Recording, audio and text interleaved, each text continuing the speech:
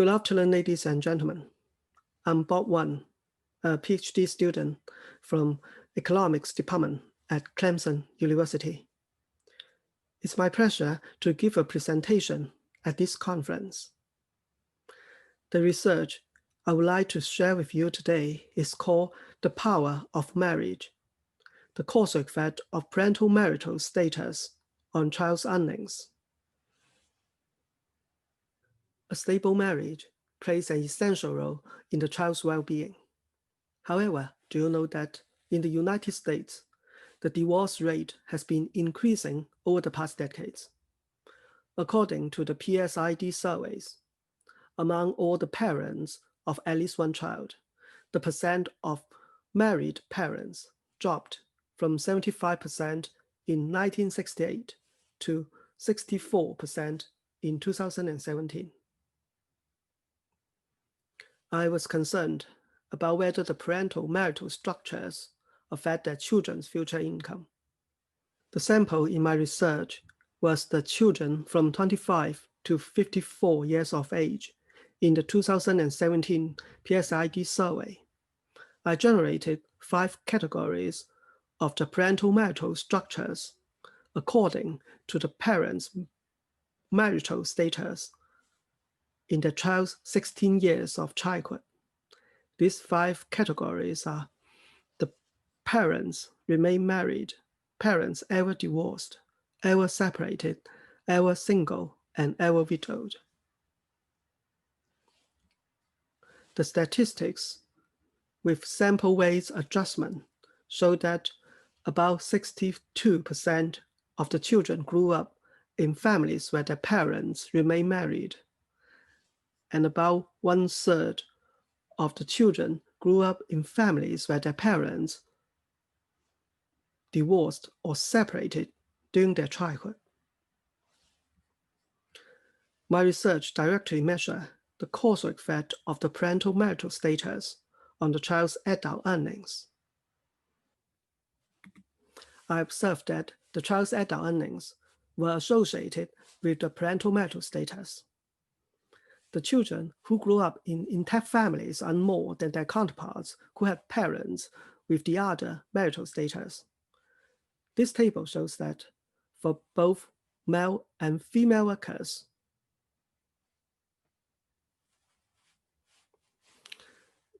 the earnings difference between the two groups of children with different parental marital status is significantly different from 0. However, association does not necessarily mean causality. I would like to answer the following question. Could parental marital status during childhood explain the child's adult earnings? If yes, through which channels does parental marriage affect the child's earnings? I need to tackle 3 endogeneity problems to find a causal relationship. First, I must disentangle the parental marriage effect from the parental income and education effects. Second, I should consider the unobserved omitted variables and family heterogeneity. Third, I need to find the mechanism through which the parental marriage influences the child's earnings. Let's solve these problems one by one. First, do childhood family structures causally affect the child's adult earnings? Or do the correlations reflect some other parental factors? In order to disentangle parental marriage effect from other parental factors, I include the parental household income, parental educational attainment in the model, along with the child's work experience, gender, race, region, and the number of children in parental household as control variables. To isolate the parental marriage effect from parental income and education effects. Second, are there any omitted variables in the model? Yes, there's something in common for the descendants of the same family.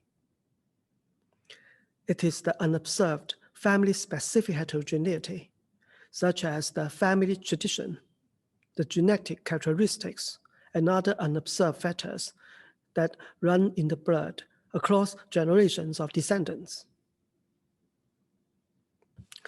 Let's take a look at the family tree of an extended family. The original family with ID 5922 had 8 children. The PSID surveys followed the children as they grew older and formed their own families, making it possible to link the children's information to their parents. 14 of the descendants have been surveyed in 2017. These descendants could be twins, such as the person ID 33 and the person ID 34. And the descendants could be siblings. They could be cousins. They could be in the same generation or different generations, such as the descendant with person ID 11 was the uncle of other descendants in the survey 2017. I took advantage of this family descendant structure and ran an extended family fixed effects model, controlling for the unobserved family-specific heterogeneity. In the fixed effects model, for the descendant J in the extended family I, the child's earnings is a function of the parental marital status and a group of control variables. The composite error term epsilon contains 2 parts, the fixed effects mu and the idiosyncratic component E.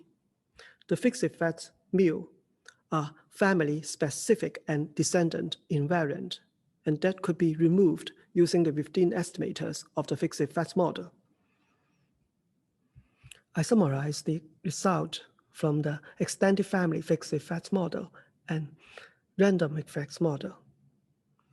The Hausmann test prefer the fixed effects.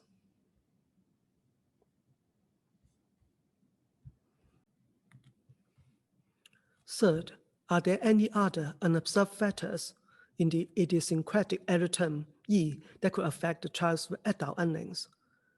Yes, some omitted variables, such as personality or adversity quotient, AQ, correlated with both the trichoid environment and the child's adult earnings. They are descendant specific and could not be eliminated in the fixed effects model. So I used the state level no-fault divorce law that took effect in different years in different states as an instrument variable for the parental marital status and obtained 2-stage least squares estimator. The instrument variable satisfied both the instrument relevance and the instrument exogeneity requirements. The former could be verified in the first stage of the 2-stage least squares. The first stage of the probate regression shows that the implementation of the no-fault divorce law decreased the probability of the parents remain married by more than 40%, holding other factors constant. And this effect is significantly different from 0. The IV statistics in the first stage also show that it is not a weak instrument. Its chi-square statistics were high enough to reject any criterion of a weak instrument. The IV also has prediction power. It can correctly predict 62% of the observations alone, and the percentage is 76% with all the regressors. The OLS gives an estimate of 0.107. The extended family fixed effects model gives an higher estimate. The 2-stage least squares provides an even higher estimate for the parental marriage effect on the child's earnings. An ideal specification is a combination of the two-stage least square and the fixed effects, and it gives an estimate of 0.224, which suggests that the children who grew up in families where their parents remain married earn 22% or precisely 25% more than their counterparts who are from non-intact families, holding other factors constant. And this is the causal effect of a stable parental marriage on the child's adult earnings. I also ran regression models for detailed parental marital status. The negative parental divorce effect is consistent with the positive parental marriage effect. The children who grew up in families where their parents divorced during their childhood earn about 30% less than the children from intact families, holding other factors constant. I also replaced the parental marital status with the years of presence of both parents during childhood and found consistent estimates. One more year of presence of both parents during their childhood increases the child's adult earnings by 2%, holding other factors constant. In this section, I include the interaction terms between the parental marital status and other variables in the model to investigate how the parental marriage effect varies with other variables. This graph shows that the child's earnings increased with the parental household income, and the earnings gap between the two groups of children with different parental marital status also increased with the parental household income, which means the parental marriage effect is larger and more significant for the children who had wealthy parents. The parental marriage effect was also higher for the children from families where the parents were well educated. This graph shows that the earnings gap between the two groups of children with different parental marital status is significantly different from zero if the parent received some college or higher education. The parental marriage effect was also higher and more significant among sons. The sons of married parents earn more than the sons of divorced or separated parents. There's no such effect among daughters. The child's earnings work experience profile was significantly different between the two groups of children with different parental marital status at the range of 10 to 22 years of work experience. The causal effect of a stable parental marriage on the child's adult earnings varies with different factors. Generally speaking, it is greater and more significant for the children whose parental household had more resources during their childhood, for the children whose parents were well educated, for sons instead of daughters, and for those who are in the middle of their career. For instance, a son who grew up in an intact family with a parental household income of $62,000 earned 26% more on average than his counterparts with the same background but grew up in divorced or separated families. By contrast, a daughter from an intact family with a parental household income of $26,000 earned only 1.7% more than her counterparts with the same background but reared by non-intact families. Finally, I examined the mechanism that links the parental marriage and the child's adult earnings.